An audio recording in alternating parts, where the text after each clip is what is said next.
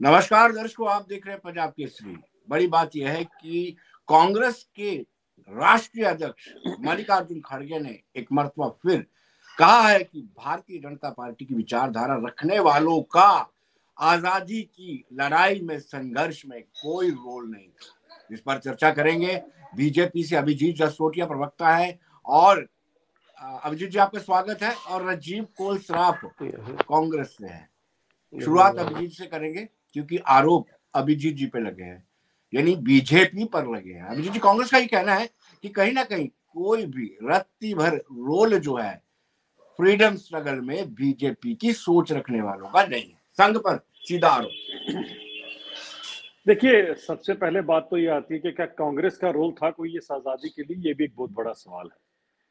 कांग्रेस की जहां तक अगर आप इतिहास को पूरी तरह से खंगाल कर देखते हैं तो कांग्रेस हमेशा अपनी जो अंग्रेजों ने टू नेशन थ्योरी बनाई इन देशों का विभाजन करने के लिए, उसकी इंप्लीमेंटेशन के लिए कांग्रेस को आगे किया गया था। और हमें भली भांति याद है कि जिस तरह से नेहरू जी ने एक तरफ और दूसरी तरफ जिन्ना जी ने जिस तरह से टू नेशन थ्योरी को, जो अंग्रेजों की बनाई हुई थ्योरी थी, उसको इंप्लीमेंट करने में एक भूमिका निभाई थी, वो हम सबके सामने है।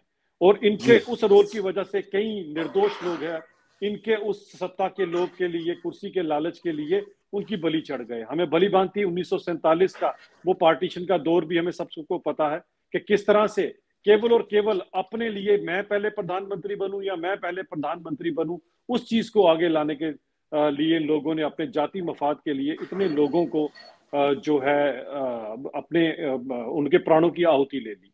तो इसके लिए अगर कहें तो हम सीधा सीधा कसूरवार कांग्रेस को इसलिए मानते हैं क्योंकि अंग्रेज तो कई साल पहले ही शायद भारत छोड़कर चले जाते, लेकिन इस चीज को डिले इसीलिए करवाया गया था क्योंकि वो टू नेशन थ्योरी को इंप्लीमेंट करना चाहते थे।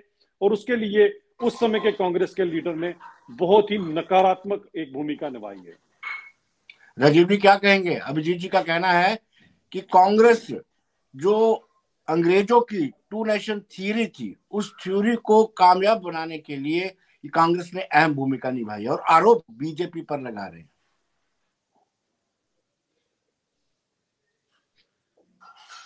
जी कौल साहब।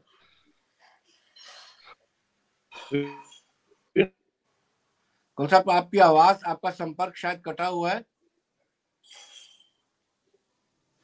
अभिजीत से फिलहाल मैं अभिजीत जी से ही बात करता हूं। अभिजीत जी, आप ये बताइए कि कांग्रेस का यह आरोप है कि राष्ट्रीय स्वयंसेवक संघ के कार्यालय में या मुख्यालय में वहां पर तिरंगा, ट्राई कलर नहीं फहराया जाता है, नहीं चढ़ाया जाता। देखिए, ये भी एक बड़ा बेबुनियाद सा और बेतुका सा इल्जाम है जो अक्सर कांग्रेस के लोग अपनी उन चीजों को छुपाने के लिए करते हैं। अगर आपको पता हो, इससे पहले जो फ्लैग के रूल्स थे उसके अकॉर्डिंग आप सिवाय सरकारी इदारों के, सिवाय इन सब चीजों के, आप कहीं पर झंडा जो है नहीं फहरा सकते थे। और आरएसएस किसी भी तरह से कोई सरकारी इदारा तो कभी रहा नहीं है, तो इसीलिए ऐसा बोलना भी बड़ा गलत है। और झंडे से कांग्रेस को कब से प्यार हो गया? हमें कांग्रेस का झंडे के लिए प्यार आपको बताता हूँ। 47 से पहले का एक दौर था जब उस समय जवाहरलाल नेहरू जी एक बहुत बड़ी एक बैठक को संबोधित कर रहे थे, तो उस समय भी जो ये झंडा, उस समय का जो झंडा था, वो प्रपोज जो झंडा था, वो आधे रास्ते में जब उसको फहराने लगे तो एक बहुत बड़े पोल के ऊपर आधे रास्ते में अटक गया। और उस समय एक तरुण थे संघ के, बड़े एक जवान लड़का था, वो उसने उसी समय उस झंडे के ऊपर चढ़कर आधे रास्ते से उस झंडे को अपने हाथों से निकालकर तो उसको पूरा फहराया। जब नेहरू जी को पता चला कि ऐसे किसी ने एक साहसी कार्य किया है, तो वो ढूंढते रहे उनको। जब वो ढूंढते रहे और उसके बाद उनको पता चला कि वो कहां पर है, उससे मिलना चाहते थे, लेकिन कांग्रेस के लोगों ने उनको ये कहा, ये संघ का कार्यकर्ता है, इनसे मिल लेना चाहिएगा। तो इस तरह की मानसिकता रखने वाला जो कांग्रेस की पार्टी है, इनको क्या पता तिरंगे का क्या प्यार होता है। तिरंगे का प्यार करने के लिए आपको सबसे पहले अपने देश से प्यार होना चाहिए। क्या देश से इन्हें प्यार है? अगर इनको अपने देश से प्यार हो तो कभी भी इनके जो विधायक हैं, इनके जो लोग हैं, इनके जो मेंबर पार्लियामेंट हैं, वो कभी भी पाकिस्तान जैसे नापाक मुल्क के आगे गुहार ना लगाएं कि हमें बचाएं, हमें ये करें, हमें वो करें। और पाकिस्तान तो जो है हमारे अपने अपने पार्टियों से ज्यादा कांग्रेस का नाम लेते हैं अपने वहां पर। तो आप समझ सकते हैं कि इनको कितना ही प्यार इस तिरंगे से रहा होगा। लेकिन हमारे लिए जो है, क्योंकि भारतीय जनता पार्टी के साथ आप कांग्रेस की तुलना कभी कर भी नहीं सकते विनोद जी। भारतीय जनता पार्टी का मूल मंत्र है सर्वप्रथम देश, उसके बाद पार्टी लास्ट में अपना आप आता है। जबकि कांग्रेस के लिए सर्वप्रथम जो है वो गांधी परिवार, उसके बाद भी गांधी परिवार और लास्ट में भी गांधी परिवार। इन लोगों ने के लिए गांधी परिवार ही देश है, देश ही गांधी परिवार है। हमारे लिए पूरे का पूरा देश जो है वो हमारा परिवार है। ये फर्क है भारतीय जनता पार्टी की आइडियोलॉजी में और कांग्रेस की आइडियोलॉजी में। जी राजीव जी क्या कहेंगे आप? राजीव जी आप मुझे सुन पा रहे हैं? चलिए राजीव जी के साथ संपर्क नहीं बन पा रहा, लेकिन अभिजीत जी के साथ संपर्क करेंगे। अभिजीत जी, तिरंगे का प्रेम तो हमने भी आपका देखा है। उस पार्टी के साथ मिलकर के आपने सरकार बनाई, जो पार्टी कहती है कि तिरंगे को कंधा देने वाला कोई नहीं रहेगा। याद आ गया आपको? विनोद जी, जब उन्होंने ये इस तरह के अपशब्द कंधे झंडे के लिए यूज किए थे, उसके बाद ही उनकी जो है रिवर्स गियर जिसे लेते हैं, उनकी दुर्दशा शुरू हो गई। हमने उन्हें छोड़ दिया, फिर लोगों ने भी उन्हें छोड़ दिया। आज उनका ये हाल हो चुका है कि जो बनिहाल से लेकर बनिहाल तक पार्टी सीमित रहा करती थी, आज वो बिजबेहड़ा में सीमित हो चुकी है। और आने वाले टाइम में उन्हें लगता है पंच सरपंच के चुनाव जीतना भी मुश्किल होंगे। जब आप तिरंगे का अपमान करोगे तो ऐसा ही होगा। हमने उस पार्टी के साथ आगे कंटिन्यू नहीं किया जिन्होंने इस तरह की मानसिकता अपनी दिखाई। ये तो खैर उनकी निम्न स्तर की मानसिकता दिखाती है, जबकि ये मानसिकता मुझे लगता है शायद उनकी अभी की पार्टी प्रेसिडेंट की है। जो इससे पहले उनके पार्टी के जो चीफ मिनिस्टर भी रहे, मुफ्ती मोहम्मद सईद साहब, जिन्होंने ये पार्टी बनाई, वो पहले शख्स थे जिन्होंने ये तिरंगा अनंतनाग में उस समय उठाया था। सबसे पहले भारत देश का झंडा वहां पर उन्होंने फहराया था, और उस समय नेशनल कॉन्फ्रेंस के लोगों ने उन्हें गंदी नाली का कीड़ा तक कहा था। तो हम अच्छी अच्छी भला समझ सकते हैं, लेकिन किसी ने अगर आकर, और हमने भी अगर उनके साथ एक गठबंधन की सरकार बनाई थी, तो मुफ्ती मोहम्मद सईद साहब की तरफ देखकर बनाई थी, जिन्होंने सबसे पहले भारत देश का तिरंगा फहराया था। वो जो सबसे पहले हिंदुस्तान के एक मुस्लिम गृह मंत्री रहे। लेकिन आने वाले टाइम में जिस तरह की आइडियोलॉजी के ऊपर मैडम महबूबा मुफ्ती चलती रही, हमें लगा कि हम इनके साथ आगे नहीं बढ़ पाएंगे, क्योंकि हमारे लिए सर्वप्रथम देश है, उसके बाद पार्टी और उसके बाद अपना आप आता है। इसीलिए हमने गठबंधन तोड़ दिया। अभिजीत जी, अब गठबंधन पर चर्चा करेंगे तो लंबी हो जाएगी, लेकिन एक सवाल तो बनता है आपसे कि हजारों की तादाद में पत्थरबाज आपने रिलीज किए उस दौरान, ये से हटाया, यानी महबूबा मुफ्ती डिक्टेट करती रही है या मुफ्ती सईद? देखिए, बात ये आती है कि यूनिफाइड कमांड का उस समय कौन होता है आपको पता है, और यहाँ पर 370 की आड़ में ये सब कुछ होता रहा। मैंने कहा ना, बहुत सारी ऐसी दिक्कतें थी जिसके अंदर हमने पहले कोशिश की थी कि जो मैंडेट है जम्मू और कश्मीर का, एक अलग अलग स्ट्रक्चर मैंडेट है, उसे हम लोग जो है एक प्रोत्साहन दे, आगे लेकर चलें। लेकिन जब अपनी आइडियोलॉजी के ऊपर बात आ गई तो हमें लगा कि सरकार चलाना, पावर में रहना हमारे लिए मायने नहीं रखता। हमारे लिए देश सर्वप्रथम है, इसीलिए हम लोगों ने जो है अपने पैर पीछे कर दिया। लेकिन अभिजीत जी, मल्लिकार्जुन खड़गे ने अपने बयान को वापस नहीं लिया है। बीजेपी ये डिमांड कर रही है कि वो माफी मांगे, लेकिन वो अपने बयान पर अभी भी कायम है। विनोद जी, मल्लिकार्जुन खड़गे जी को अब मैं क्या कहूँ, आप तो समझ सकते हैं जिस तरह के बयान वो पहले भी देते रहे, वो भी आपके सामने है। अब कांग्रेस को एक होनहार, मैं कभी भी अपने किसी प्रतिद्वंदी का या किसी अपोजिशन वाले का मैं आपको कि हमेशा उनके बारे में गलत बोलूं, ऐसा नहीं।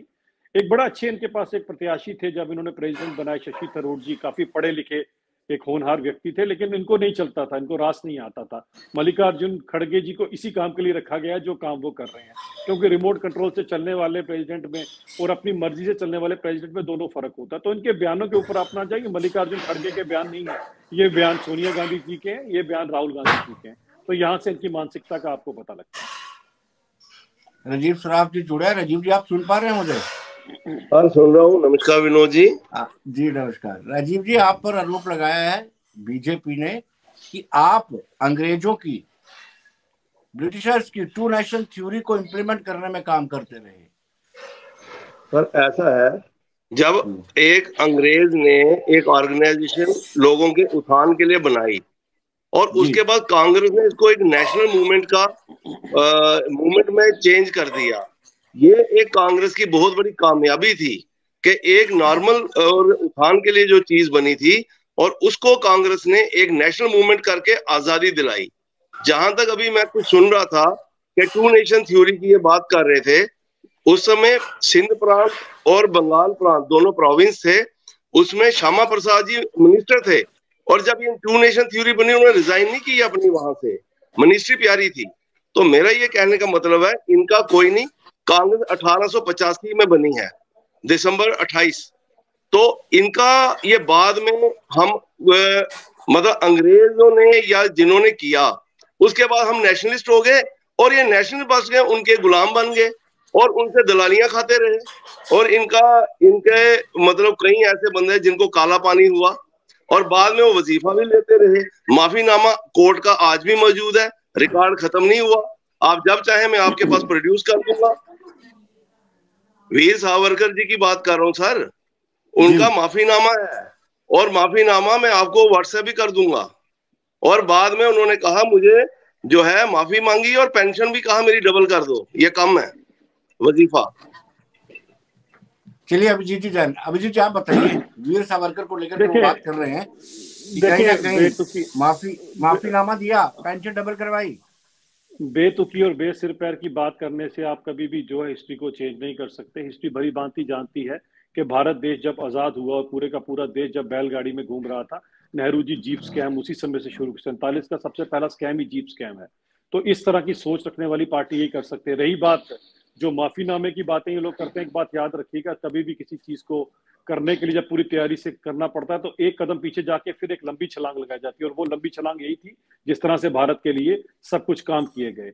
रही बात जिस तरह की बात, और ये कहते हैं कि हम तो नेशन की टू नेशन थ्योरी को भी नहीं मानते हैं, ये भी कभी नहीं मानेंगे कि इनके नेहरू जी ने जो चीन का अभी भी हमारे पास मसला बना हो वो इन्होंने प्लेटर में परोस कर अक्साई चीन, डूरू वैली जैसी जगह दुश्मन देशों को देते रहे। ये इनका इतिहास इस तरह से कुछ चला आएगा। ये लोग कभी नहीं चाहते थे कि भारत देश आजाद हो, ये भी मैं आपको बताऊं। अगर उस समय आजाद हिंद की फौज ना बनती और आजाद हिंद की फौज इस तरह का एक कार्य ना कर देती कि उनको अंग्रेजों की दिन का चैन और रातों की नींद ना खराब होती, तो कभी भी अंग्रेज यहाँ पर छोड़ने के लिए तैयार नहीं थे। और कांग्रेस तो उनको एक्सेप्ट कर ही चुकी थी कि यही हमारे साथ है, क्योंकि ये बात तो खुद हम सब जानते हैं कि लॉर्ड माउंटबेटन के साथ छुट्टियां बिताने कौन जाया करता था 2-2, 3-3 महीने के लिए। हम अच्छी तरह से जानते हैं, अंग्रेजों को पता था। और अंग्रेज कहते थे कि जो नेहरू जी हैं, ये नेहरू जी जो हैं ये अंग्रेज हमारे ही, सिर्फ इनका नाम अलग है ये अंग्रेज ही हमारी तरह ही है। किस तरह से उस समय के मासूम लोगों को किस तरह से बरगलाया गया, बेवकूफ बनाया गया, हम अच्छी तरह से इल्जामात को लेकर के आप क्या कहेंगे राजीव जी? सर जहां तक जसरोटिया जी बोल रहे हैं मैं इनकी बात से मुत्तफिक नहीं हूं, क्योंकि नेहरू जी जिस खानदान से थे और जिस फैमिली से थे वो पूरा दुनिया जानती है। उनको जीप को क्या करना था, बाकी चीजें क्या करनी थी, उन्होंने तो देश को सारा दान दे दिया। उस समय की उनकी प्रॉपर्टी आप देखो तो गिनती में ही नहीं आती है। उनके फादर उस समय ऐसे वकील थे जो 5,000 एक पेशी का लेते थे। तो मेरा कहने का मतलब नेहरू जी को किसी को ये बताने की जरूरत नहीं है कि वो गरीब थे, अमीर थे या क्या थे। उनका एक स्टाइल था, ठीक है फॉरेन में एजुकेशन हुई, और ये जितने भी थे हमारे लीडर्स उस समय के, ये सब फॉरेन में ही पढ़े, चाहे महात्मा जी थे या बाकी थे, ये तो सब थे। बाद में उन्होंने वहां देखा कि वहां की इतनी डेवलपमेंट है, क्यों नहीं हम अपने इंडिया को इतना डेवलप करें, और उसी एक मिशन में वो जुड़े। आज ये जो बातें कह रहे हैं उनका कोई रिकॉर्ड नहीं है, लेकिन जो मैं बात कर रहा हूं उनका रिकॉर्ड है मेरे पास, मैं आपको प्रोड्यूस भी कर दूंगा। बाकी इन्होंने आज तक तिरंगा तो अपने दफ्तर में नागपुर में कभी चढ़ाया नहीं, और जिसने चढ़ाया था अभी उसकी FIR लगवाई इन्होंने। तो मेरा कहने का मतलब है आज ये बहुत बड़ी बड़ी बातें करेंगे, लेकिन मुझे नहीं लगता सिवाय मुखबरी के इन लोगों ने अंग्रेजों को कुछ और काम नहीं किया। अभिजीत जी बड़ा संगीन आरोप, अंग्रेजों के लिए मुखबरी करते रहे। चले अंग्रेजों की दलाली करने वाले लोग इस तरह की बात बोल सकते हैं, दलाली तो अंग्रेजों की करते रहे, और उस दलाली के अंदर इन्होंने 2 देश बना दिए, हिंदुस्तान और पाकिस्तान। करोड़ों लोगों की लाशों के ऊपर चलकर जो इन्होंने अपनी कुर्सी बचाई है, ऐसे लोगों की दलाली के ऊपर मुझे कोई शब्द नहीं करने हैं। रही बात राष्ट्रीय सेवा संघ जो है, हम लोग राष्ट्र की सेवा करते हैं, गांधी परिवार की सेवा नहीं करते आपकी तरह। केवल और केवल गांधी परिवार ही आपको नजर आएगा, और अगर कोई नॉन गांधी परिवार का कोई इंसान अगर प्रधानमंत्री बन जाएगा तो उसकी ताशकंद में भी जाकर आप हत्या करवा दोगे। और उसके बाद उस वजीफे की आप बात करते हैं, जिस खान समा ने जहर दिया था उसको आप उसके मरते दम तक पाकिस्तान में बैठकर पेंशन देते रहे। आपके इतिहास को मत उठाइए, आपके इतिहास के नीचे कितने कितने काले कारनामे, ये सुनकर आप इतने शर्मसार हो जाएंगे कि दोबारा आप डिबेट में नहीं आएंगे। मैं अगर आपके सारे के सारे कच्चे चिट्ठे आज बताना शुरू करूंगा, यही कारण है, कर बुरा सो हो बुरा, भला नहीं होता ऐसे लोगों का। तभी आप देख लीजिए कहाँ 3 डिजिट से पार्टी थी, इतनी बड़ी पार्टी आज 2 डिजिट पर आ चुकी है, और अगली बारी आप आर्यभट्ट शून्य को सलामी देंगे। ये जो आप भारत तोड़ो यात्रा सुन रहे हैं, इससे लगता है इससे आपको कोई फर्क पड़ेगा? आपको कोई फर्क नहीं पड़ेगा। उन लोगों की आहें, राजीव जी, वो जो मासूम राजीव जी, इन्होंने 1947 लाल में बहादुर जो शास्त्री, काटे, स्वर्गीय लाल बहादुर शास्त्री जी की हत्या कराने का आरोप लगाया है। जो 1947 के लोगों की पहले मासूमों की जो चीखें पुकार है, पता नहीं आपको जी क्यों नहीं सुनाई देती हैं। किस कांग्रेस की बात करते हैं आप? ये वो कांग्रेस जिसके जिसके इतिहास के अंदर ही इतना कुछ है कि जिसको सुनकर इंसान को रोना आ जाता है। चलिए, और आज मेरे अभिजीत जी, मेरे राजीव कानों जी में को अभी जवाब और दे एक और दीजिए। इंसिडेंस जी मैं बताता हूँ, उसका देखिए जवाब भी दे विनोद, दीजिएगा। एक और जवाब दे दीजिएगा, जब जवाब देने ही लगे हैं। मीरपुर तो आपको याद होगा, मीरपुर याद है ना आपको, जहां के लोग उस समय सिर्फ 10 मील की दूरी पर हमारी फौज को आपके नेहरू जी ने रोक दिया था।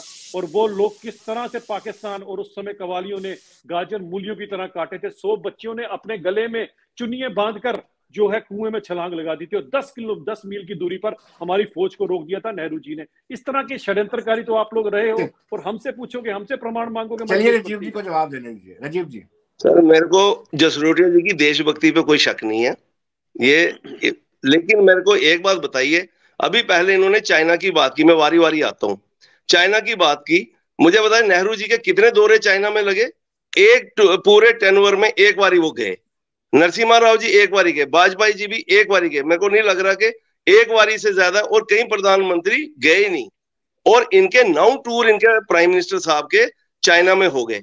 अब मैं कह रहा हूं कि एक बार ये पीएम जो केयर फंड है उसको सार्वजनिक करें कि कितना अमाउंट आया और चाइना की कंपनियों से कितना आया। अगर आप नहीं हो तो मैं आपको अनऑफिशियल बता सकता हूँ कि चले कितना आया अनऑफिशियल और नहीं, चाइनीज कंपनी ने दिया, मैं टिकटॉक आपको ने दिया ऑफिशियल और पूरा बाकियों बताता को। हूँ। चले मैं हाँ, आपको ऑफिशियल तो पूरा अब मैं बताता ये हूँ, कह रहा ऑफिशियल। हूँ तो ये अब देशभक्ति गलवान में कॉलोनी बन गई, इन्होंने कुछ चले नहीं किया। वहां लद्दाख में कितने किलोमीटर वो अंदर आ गए, कितनी जगहों पे वो बैठ गए। अब ये बात देशभक्ति की करें तो अच्छी नहीं लगती। आज हमारा चले सवाल इसलिए बनता है मैं कि जवाब इनके देता हूँ प्राइम आपको। मिनिस्टर चेयर पे बैठे हैं, ठीक है, चाइना का तो जवाब ले ये लीजिए ना। जवाब हम पूछ सकते हैं, क्योंकि जो चेयर पे होता है उसी से सवाल किया जाता है। बाकी रहा गांधी पर, अब इलेक्शन हो चुकी है, इलेक्शन के खड़के जी बन गए हैं, गांधी परिवार का कहीं नहीं, फिर घसीट घसीट के वही बात। अब क्या है कि कई दफा एक सीढ़ी होती है ना, वो अटक जाए तो फिर वो जाती नहीं है। तो अब ये गांधी परिवार की बात करेंगे, जबकि आज की खड़के जी का इलेक्शन जीतने में गांधी परिवार का कोई रोल नहीं था। शशि थरूर जी भी लड़े और वो भी लड़े, वो जीत गए, वो हार गए। तो ये जो डेमोक्रेसी का पार्ट है, इनकी इलेक्शन कहाँ होती है? इनमें तो नॉमिनेट करते हैं, कहते हैं वोट डालो, करवा लेना इलेक्शन ये भी अपने संगठन की, पता लग जाएगा। चलिए, आखिरी सवाल अभिजीत जी आपसे। जब मैं इनका जवाब दे लेता हूँ पूरा विनोद हाँ, जी। बस देखें, आखिरी समय का काम है। Congress is a party of the Gandhi's, by the Gandhi's and for the Gandhi's. हम जानते हैं, खड़गे जी बने, आप बन जाएं कल तक को, रिमोट कंट्रोल उन्हीं के हाथ में होगा, ये आप भी जानते हैं। मुझे पता है कैमरे पे तो आपको आपका जरा भी तो कबूल करने में आरएसएस के हाथ में थोड़ी सी होता है। प्रॉब्लम आ जाए। सुन लीजिए ना पूरी, आप जवाब आपको मैं एक एक करके देता हूँ। हाँ, हमें बड़ा अच्छा लगता है, संघ तो देश की सेवा के लिए बना है ना, हम भी देश की सेवा के लिए बना है। आपका चाइना का मैं जरा थोड़े से डाउट्स क्लियर करूंगा। मैं चाहूंगा अगर आपको, आप इसकी रिकॉर्डिंग बाद में सुन लीजिएगा। शुरुआत करते हैं आपकी, शुरुआत यहां से करते हैं कि एक इलाका है, आपको शायद पता होगा, लाहौल स्पीति जिसे बोलते हैं, उसके ऊपर का इलाका, जिसमें ये अक्साई चिन, ये डूरू वैली, चाबी वैली, सब उसी में आते हैं। अब ये उस समय के दौर की बात है जब नेहरू जी प्रधानमंत्री हुआ करते थे। तो उस समय चाइना आप क्यों नहीं जाते थे? आपने चाइना करने क्यों जाना था? चाइना को आप परोस परोस के सब कुछ देख रहे थे, आपने चाइना से लेने क्या जाना था? आपको तो घर बैठे सब कुछ मिल जाता था उस समय। जबकि सर आप तो नेहरू जी ने झूले कहा, में झूलते रहे, सावन सुन के लीजिए झूले ना, झूले हैं आपने। सुन लीजिए, हम झुला भी रहे हैं, हमें झुलाना भी आता है। हमारी फौज जो पीट देख पीट के लिया उनका हाल मैंने, कर रही सब है, देख रहे हम हैं। सावन के झूले झुलाते हैं, उसमें पीट पीट के बुरी हालत करते हैं, जिसमें नेहरू जी जिसमें अरे आपका सर, भी ये आपके prime minister Rahul China Gandhi का बोल सी रहा नहीं है, निकलता। राहुल गांधी कह रहे हैं अरे कि सी हमारी चाइना फौज के पिट ऊपर गई। डिबेट करा पूरी लो दुनिया ने पार्लियामेंट में। देखा, पूरी अरे दुनिया सर, ने देखा। सुन लीजिए ना, पहले मैंने आपकी बात हाँ, सुनी, आप भी सुनिए, फिर आप जवाब दीजिएगा। आपके पूरे सामने देखा पूरे वीडियो में किस तरह से पीट पीट कर हमारी फौज ने चाइना की फौज को निकाला, और राहुल जी बोल रहे हैं हमारी फौज पिट गई। चले, उनकी तो मैं ज़हनियत समझ सकता हूँ, बेचारे, उनका क्या मजबूरी है वो है। अब मैं आपके ऊपर आता हूँ लाहौल स्पीति के इलाके में। उस इलाके के लिए नेहरू जी ने पता नहीं क्या कहा था, दे दीजिए चाइना को। ये ऑन द फ्लोर हाउस में रिकॉर्डेड है ये स्टेटमेंट। चाइना को दे दीजिए, वहां होता ही क्या है, बंजर तो जमीन है। अपनी माँ अगर बंजर हो जाए, अपनी माँ अगर बूढ़ी हो जाए, तो क्या पड़ोसियों को सौंप देते हैं? नेहरू जी इस मानसिकता के लोग थे। और आपको बताता हूं, 800 करोड़ रुपए की ईयरली वहां पर इस समय आने वाले वक्त में हींग उगने वाली है, उसी लाहौल स्पीति के एरिया में, जिसे नेहरू जी बंजर भूमि समझा करते थे। एक और बताता हूं आपको चाइना के बारे में doubt, RGF, Rajiv Gandhi foundation, निकाल के देखिएगा, उसके सारे बेनिफिशियरी राजीव गांधी जी के परम मित्र हैं, जिनके थ्रू कहां पैसे जाता है मुझे नहीं पता उसका। लेकिन RGF में 100 करोड़ रुपया लिया आपने, चाइना से ही लिया हुआ है। हम जो बात करेंगे चाइना के साथ तो सीना ठोक के बात करते हैं। गलवान में हमारे लोगों के हाथ में जब हथियार नहीं थे तो हमारी फौज ने अपनी केशों से उनके गले दबाकर चाइना का वो हाल किया। ये हमारी फौज, और हमें गर्व है अपनी फौज पर। आप तो अपनी फौज को कटघरे में लाके खड़ा करते हो, उनसे सवाल पूछते हो, सबूत मांगते हो। इस तरह की तो मानसिकता कांग्रेस रखती है। मैं ये कह रहा हूँ, कंक्लूड कीजिए, आपने कंक्लूड करना है 2 मिनट में। सर मेरी बात सुनिए, आप ये पार्लियामेंट में इस पे डिबेट क्यों नहीं रखते?